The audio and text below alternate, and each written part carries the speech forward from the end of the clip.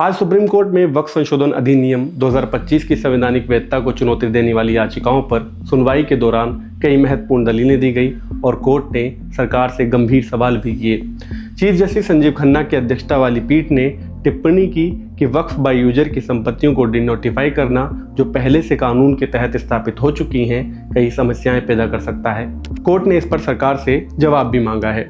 Waqf by user का मतलब, अगर कोई संपत्ति दशकों या सदियों से मस्जिदों, दरगाहों, कब्रिस्तान या धार्मिक शिक्षा केंद्र के रूप में उपयोग हो रही हैं, तो उसे वक्फ माना जा सकता है, भले ही उसके पास औपचारिक दस्तावेज हो या ना हो।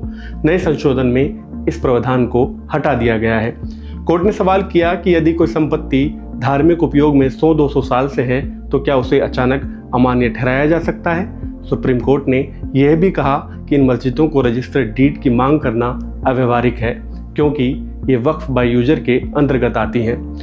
याचिकाकर्ताओं की ओर से पेश हुए वरिष्ठ वकील कपिल सिब्बल ने सरकार के इस दावे को चुनौती दी कि केवल वही मुस्लिम वक्फ संपत्ति बना सकते हैं जो पिछले 5 साल से इस्लाम का पालन कर रहे हैं। उन्होंने पूछा कि क्या सरकार ये तय कर सकती है कि कौन सच्चा मुस्लिम है।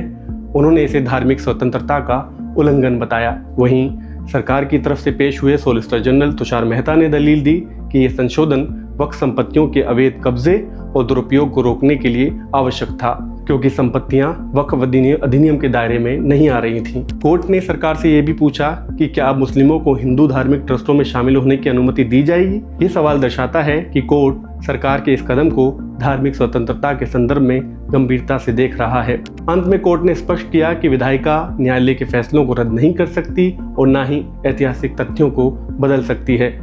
कोर्ट ने कहा कि वक्फ बाय यूजर की अवधारणा मुस्लिम समुदाय के लिए अत्यंत महत्वपूर्ण है और इसे अचानक हटाना न्याय संगत नहीं होगा।